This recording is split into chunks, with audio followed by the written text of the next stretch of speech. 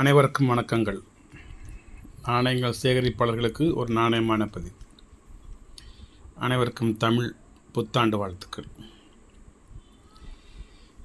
இது ஒரு மன்னர் காலத்து நாணயம்.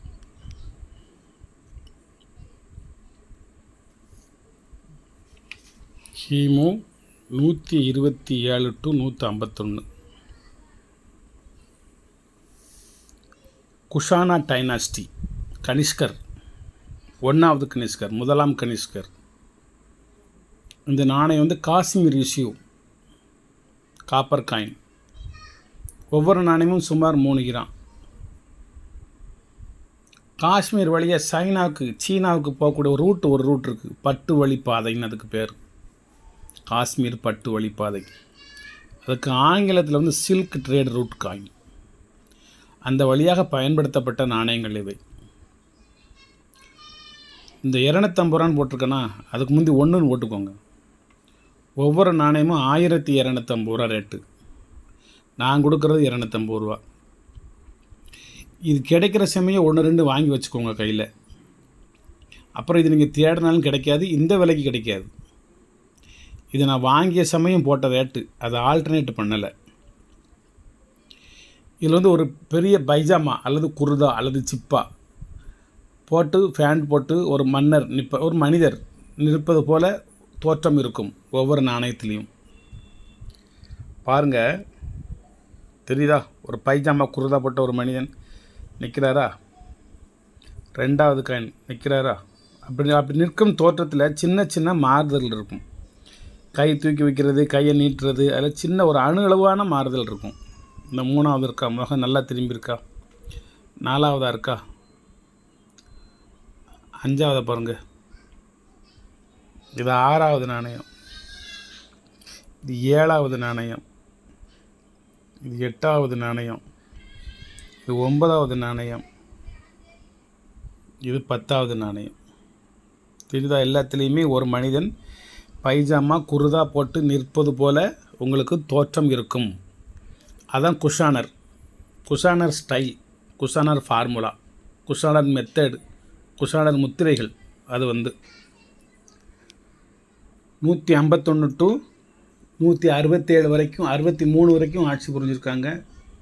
இந்த நாணயம் 151 to 163 வரைக்கும், கிபி 127 to 151 வரைக்கும். சின்ன சின்ன மாற்றங்கள் இருக்குது. கிபி 78 to 151 இவங்க ஆட்சி புரிஞ்சிருக்காங்க. கரெக்டாக சொல்கிறேன். கிபி 78 to 151 வரைக்கும், 127 to 163 வரைக்கும், அதுக்கப்புறம் இடையில ஒரு 151 to 163 வரைக்கும். இதெல்லாம் முதலாம் கனிஷ்கரனுடைய பீரியட். வெஸ்டர்ன் சத்ரபா அப்படின்னு என்னது? குப்தர்கள் அல்லது மௌரியர்கள். அந்த பேரரசுக்கு வடக்கே தட்சசீலா, மதுரா, ஹிந்துகுஷ், காந்தாரா, ஹிமாலய மலைத்தொடருக்கு மேற்கே அஸ்னாபூர், புருஷபுரா அல்லது பெஷாவர், தக்ஷசீலா, மதுரா இதெல்லாம் தலைநகராக கொண்டு ஆட்சி புரிந்த மன்னர்களின் நாணயங்கள் இவை. வரலாற்று பொக்கிஷங்கள். மிகவும் மலிவான விலையில். ஒரு 2000 வருஷத்துக்கு முந்தி உள்ள ஒரு நாணயத்தை இவ்வளவு மலிவான விலை, ஒரு வருஷத்துக்கு 1 ரூபா விட்டால் 2000 வேணும். இவ்வளவு மலிவான விலையில் யாராலும் கொடுக்க முடியாது. இவ்வளவு விவரத்தோடு யாரும் கொடுக்க முடியாது. வெறும் ஒரு நாணயம் இருக்குது, யாருடைய நாணயம்னு தெரியாது. ஒரு செப்பு காசு கிடக்க வேணும்னா வாங்கிக்கோங்க அப்படின்னு சொல்லுவாங்க. சிலவங்க அதை ஃப்ரீயாக கொடுப்பாங்க, சிலவங்க அதை வச்சுக்கிட்டு 1 லட்ச ரூபா வைப்பாங்க.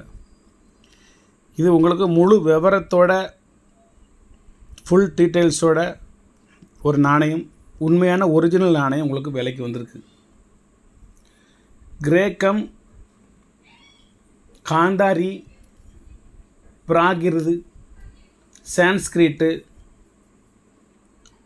இதெல்லாம் இவங்களுடைய மொழிகள். ஹிந்துயிசம், புத்தயிசம், சௌராஷ்டிரிசம் இது இவங்களுடைய ரிலீஜியன், உறவு முறைகள். இந்த காசுக்கு பேர் திரச்சுமா அல்லது குஷான தினாரா அப்படிங்கிற பேர். இது பண்டைய கிரேக்கம் சீன மரபு வழி வந்தவர்கள், பண்டைய கிரேக்கம் சீன மரபு வழி வந்தவர்கள். தமிழர்கள் மட்டும்தான் உலகத்திலேயே யாருடைய மரபு வழியும் வராதவர்கள். தமிழ் கலாச்சாரம், தமிழ் மனித இனம், தமிழ் மனிதர்கள், தமிழ் நாகரிகம், தமிழ் பண்பாடு, தமிழ் கலாச்சாரம், தமிழ் மொழி, இது எல்லாமே இந்த மரபிலிருந்து இவங்க வந்தாங்க அப்படின்னு நீங்கள் எடுத்துக்காட்டுக்கா ஒரு மரபை சொல்ல முடியாது. ஆனால் உலகத்தில் எந்த ஒரு டைனாஸ்டியாக இருந்தாலும், மன்னர்களாக இருந்தாலும், இவர்கள் இந்தந்த வழியில் வந்தவர்கள், இந்தந்த மரபில் வந்தவர்கள், இந்தந்த மொழியை பின்பற்றியவர்கள், இந்தந்த நாகரிகத்தை பின்பற்றியவர்கள், இந்தந்த கலாச்சாரத்தை பின்பற்றியவர்கள், இந்தந்த மத கோட்பாடுகளை, இந்தந்த கடவுள்களை வணங்கி வந்தவர்கள், இந்தந்த மொழியும் பேசக்கூடியவர்கள்னு சொல்லுவாங்க. தமிழர்கள் மட்டும்தான் ஆதியும் கிடையாது, அந்தம் கிடையாது. யாருடைய வழிமரபும் நம்ம கிடையாது. பல சமய நம்பிக்கைகளை உடைய மக்களை ஒன்றாக கொண்டிருந்த ஒரு பேரரசு. இப்போ நம்ம தமிழகம் பல சமுதாய மக்களை அல்ல, பல சமய மக்களை. சமுதாய மக்கள் என்பது வேறு, சமய மக்கள் என்பது வேறு.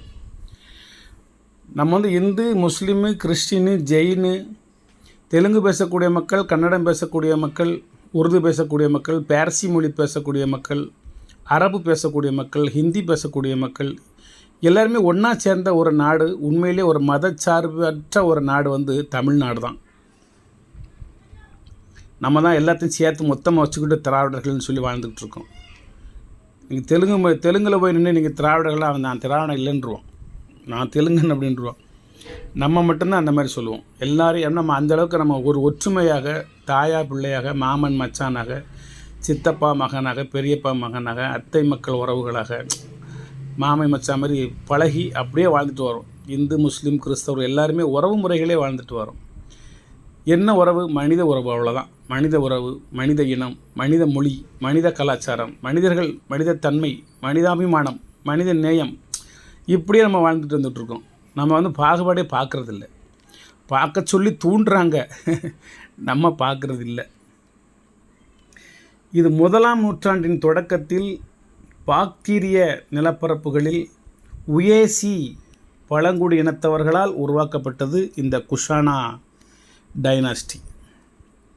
தற்போதைய உஸ்பெகிஸ்தான், ஆப்கானிஸ்தான், பாகிஸ்தான் மற்றும் வட இந்தியா ஆகிய பகுதிகளை உள்ளடக்கும் வகையில் இது விரிவடைந்து இவர்கள் இந்தோ ஐரோப்பிய நாடோடி மக்களின் கூட்டமைப்பு சீன மொழி நூல்களில் இருந்து தான் நிறைய சங்கதிகள் இவர்களை பற்றி கிடைக்கின்றன. அந்த பார்டரில் இவங்க இருந்ததுனால காஷ்மீர், சீனா, பாகிஸ்தான், உஸ்பெகிஸ்தான் இதெல்லாம் குஷானர் இப்படி வாழ்ந்ததுனால அங்கே உள்ள வரலாற்று புத்தகங்கள் இவங்களை பற்றி நிறையா செய்திகள் வருகின்றன. எரையோசு என்ற மன்னன் தான் நாணயங்களில் தன்னைத்தானே குஷானன் என்று அழைத்து கொண்ட முதல் மன்னன். ஒரு சமயம் இந்த நாணயத்தில் இருப்பவன் கூட எரையோசு என்கின்ற ஒரு மன்னனாக இருக்கலாம், தனது உருவத்தை பொறித்தவனாக கூட இருக்கலாம். லீமா காட்பீசஸ், வீமா காட்பீசஸ் முதல் பெரும் குஷான பேரரசர். நான் சொல்ல இங்கே ஒரு கீன்ஸ் மாதிரி எடுத்துக்கோங்க. கனிஷ்கர், குவிஸ்கன், 1ஆம் வாசுதேவ், 2ஆம் கனிஷ்கன், வசிஸ்கன், 3ஆம் கனிஷ்கன், 2ஆம் வாசுதேவன், மாகி, சாகா, கிபுநாடா, 1ஆம் கனிஷ்கரின் தங்க நாணயம் பிரிட்டன் அரசு அருங்காட்சியகத்தில் இப்பவும் இருக்குது. இதெல்லாம் இவங்களுடைய வம்சாவளிகள்.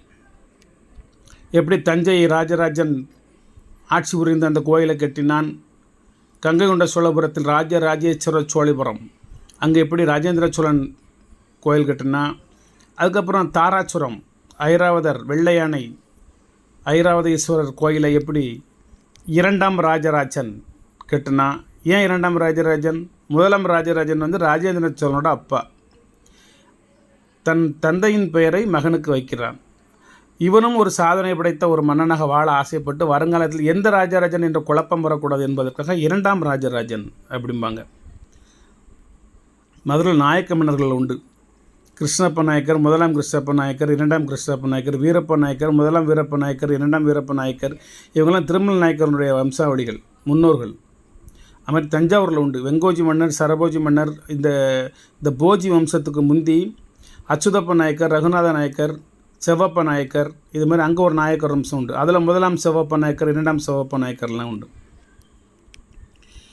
நாங்கள் பட்டீஸ்வரம்னு சொல்லி ஒரு கோயிலுக்கு போனோம். பட்டீஸ்வரம், அந்த கோயிலுக்குள்ளே ஒரு போர்டு இருக்குது. போர்டு அதில் ஒரு விவரம் எழுதியிருக்காங்க. கோவிந்த ஐயர் என்பவர் நிர்வாகியாக இருந்து ரகுநாத நாயக்கருடைய தலைமையில் நாணயங்கள் வெளியிட்ட பொழுது கோவிந்தன் தமிழில் எழுதப்பட்ட நாணயங்கள் வெளியிட்டாங்க. ரகுநாத நாயக்கர் நாணயம், அதில் கோ அப்படின்னு போட்டிருக்கும், மன்னன். சில இதில் கீழே கூட நான் எழுத்து எழுதியிருக்கோம், கோவிந்தா அப்படின்னு எழுதியிருக்கோம். அது அந்த கோவிந்த பையா, கோவிந்த ஐயர் அந்த இதுன்னு அங்கே எழுதியிருக்கு. அதை ஃபோட்டோ எடுத்து கொண்டு வந்திருக்கேன். நான் முதல்ல இதை கொஞ்சம் உஷாராக இருந்தோம்னா அதை இப்போ உங்கள்கிட்ட காமிச்சிருப்பேன். நிறைய வரலாற்று ஆவணங்களில் வீடியோவும் ஃபோட்டோவுமா எடுத்துகிட்டு வந்திருக்கேன். அதுமாதிரி இது ஒரு அற்புதமான ஒரு நாணயம். இது வந்து ஒரு வரலாற்று பொக்கிஷம், வரலாற்று அரசு அருங்காட்சியகத்தில் இருக்கக்கூடிய பொருட்கள். குறையும் சொல்லிடுறேன். சசானியர்களோடு முதலாவது படையெடுப்பு. சசானியர்கள் அது ஒரு இனம். சசானியர்கள் ஒரு இனம். குப்த வம்சத்தோடு அவ்வப்போது படையெடுப்பு. கிழக்கிலிருந்து வருவார்கள் குப்தர்கள். இவர்களுக்கு வடகிழக்கிலிருந்து வருவார். நமக்கு வடகிழக்கு, அது இவர்களுக்கு கிழக்கிலிருந்து வருவார்.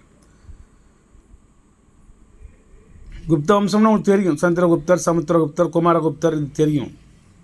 அவங்க தான் அந்த வெஸ்டர்ன் சத்திரப்பா நாணயங்களை வெளியிட்டவங்க. பௌத்த சமயத்தை பரப்பி அந்த சில்க் ட்ரேட் ரூட்டு, அதாவது பட்டுப்பாதை மூலம் காந்தாரம் வழியாக சீனா உள்ளிட்ட கிழக்கு ஆகிய நாடுகள் முழுவதும் பரப்பியவர்கள், வாழ்ந்தவர்கள். பௌத்த பிக்குகளை உருவாக்கினவர்கள். பௌத்தர்கள் வேறு, பௌத்த பிக்குகள் வேறு, ரெண்டு ஒன்று தான்.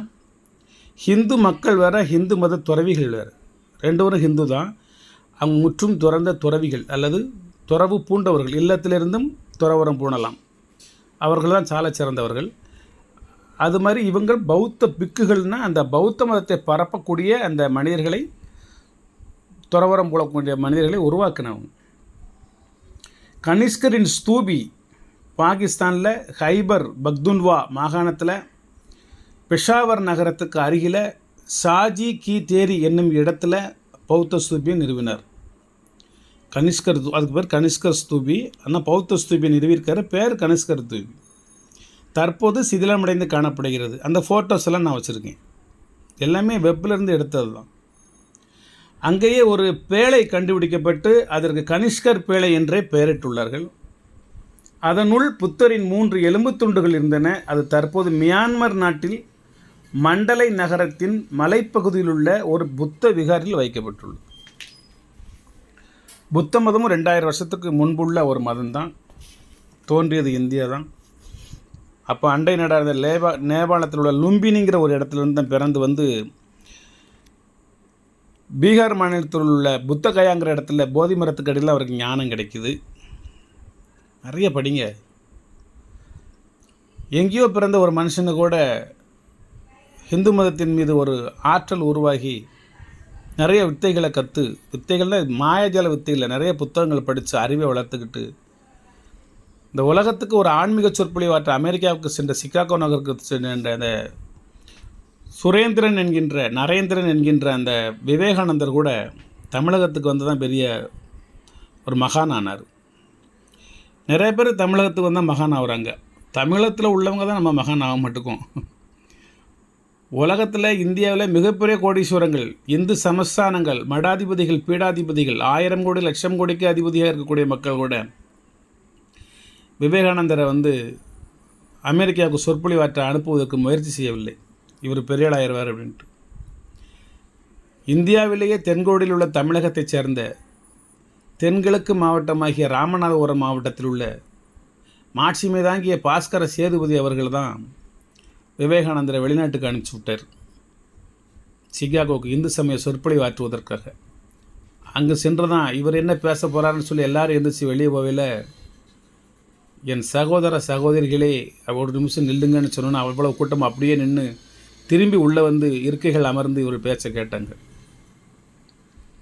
திரும்பி வந்து எங்கெங்கெல்லாமோ அவர் இறங்கியிருக்கலாம். அமெரிக்காவிலேருந்து வந்து கப்பல் மூலமாக ராமேஸ்வரத்தில் வந்து குந்துகால் அப்படிங்கிற ஒரு இடத்துல வந்து இறங்கி அந்த பாஸ்கர சேதுபதி அவர்களை தான் அவங்கள ரிசீவ் பண்ணாங்க. முதல்ல அந்த பூமியில் கால் எடுத்து வைக்கல, இவர் குனிஞ்சு தலையை கமிச்சு என் தலையில் உங்கள் பாதத்தை வச்சு கீழே இறங்குங்க அப்படின்னு சொல்லி சொன்னார். இன்னும் பாஸ்கரம் அப்படின்னு ஒரு இடம் ராமேஸ்வரம் கோவிலுக்கு கிழக்கு வாசலுக்கு சிறிது மேற்கிட்டு ஒரு ஆசிரமம் இருக்குது, பாஸ்கரம் அப்படின்னு சொல்லி விவேகானந்தர் வந்து தங்கிய மாளிகை இன்னும் இருக்குது. நான் போகிற சமயம் பூரா பார்ப்பேன். அவரை ராமநாதபுரம் அரண்மனைக்கு கொண்டு வந்து கேணிக்கரை என்கின்ற இடத்திலிருந்து தன்னுடைய அரண்மனைக்கு அழைத்து செல்லும் பொழுது குதிரைக்கு பதிலாக அந்த தேரை தானே இழுத்து சென்றவர் பாஸ்கர சேதுபதி, மாட்சிமை தங்கிய சேதுபதி அவர்கள். யார் செய்வா சொல்லுங்க? பண்டாரம் பரதேசன்னு சொல்லி ஒதுக்கி விட்டு போயிடுவாங்க. இவரை வழி அனுப்பிச்சி விட்டு ரிசீவ் பண்ணி அரண்மனையில் கொண்டு வந்து விருந்து வச்சு இன்னும் அவருக்குன்னு ஒரு அரண்மனை கட்டி ராமேஸ்வரத்தில் இன்னும் இருக்குது பாஸ்கரம், இன்னும் அந்த அரண்மனை இருக்குது. சேதுபதி குடும்பத்தார் போனால் அங்கே தான் தங்குவாங்க. அவங்க வந்து அறங்காவலர்களோட பரம்பரை தலைவர், அவங்க தர்மகர்த்தா மாதிரி பரம்பரை தலைவர் இன்னும் இருக்காங்க. இப்போ நாகேந்திர சேதுபதினு சொல்லி ஒரு நண்பர் இருக்கார். அவருடைய தந்தை கொம்மனன் சேதுபதி எனக்கு பழைய நண்பர். தாயார் இந்திராணி நாச்சியார் அவர்கள் ஒரு அரசி, பெருமை மிக்கவர், வணக்கத்திற்கு உரியவர், அருமையான ஒரு ஃபேமிலி. வணக்கம். நிறையா பேசுவோம், நிறைய வரலாறுகளை தெரிஞ்சு கொள்வோம், நல்லவற்றை பேசுவோம், நல்லா பேசுவோம். உங்களிடமிருந்தும் நான் நிறைய வரலாறுகளை தெரிந்து கொள்ள ஆசைப்படுகிறேன். நிறைய ஃபீட்பேக் கொடுங்க. நல்லா இருக்கா, நல்லா இல்லையா, மாற்றம் வேணுமா, காயின்ஸை பற்றி மட்டும் சொல்லிட்டு போய்கிட்டே இருங்க சார் அப்படின்னு சொல்ல போகிறீங்களா? இல்லை காயின்ஸ் விற்கிதோ விற்கலையோ உங்களுடைய கருத்துக்களும் வரலாறுகளும் எங்களுக்கு தேவைப்படக்கூடிய ஒரு கருத்தாக அமைகின்றன என்று நினைக்கிறீங்களா? கமெண்டில் சொல்லுங்கள். குட்டுனாவது ஒரு வார்த்தை போடுங்க, நல்லா இருக்குது சார்னா ஒரு சொல்லுங்கள். இல்லை திருத்துங்க, அதை இதை திருத்தலாம் சார் அப்படின்னு சொல்லி. நீங்கள் சொல்லக்கூடிய ஆண்டுகள், மன்னர்கள், வரலாறுகளில் வந்து மாற்றம் இருக்குது, இதில் வந்து எங்களுக்கு ஆட்சேபம் இருக்குது, இது இப்படி தப்பு, இது ரைட்டுன்னு சொல்லி ஒரு ஆல்டர்னேட் கொடுங்க. எதுவாக இருந்தாலும் வரவேற்கப்படுகின்றன.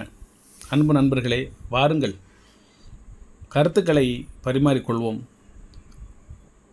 வரலாறு படிக்காமல் வரலாறு படைக்க முடியாது. வரலாறு படித்தால் மட்டும் போதாது, வரலாறு படைக்க வேண்டும். வாருங்கள், ஒன்றாக சேர்ந்து வரலாறு படைப்போம். வாழ்த்துக்கள்.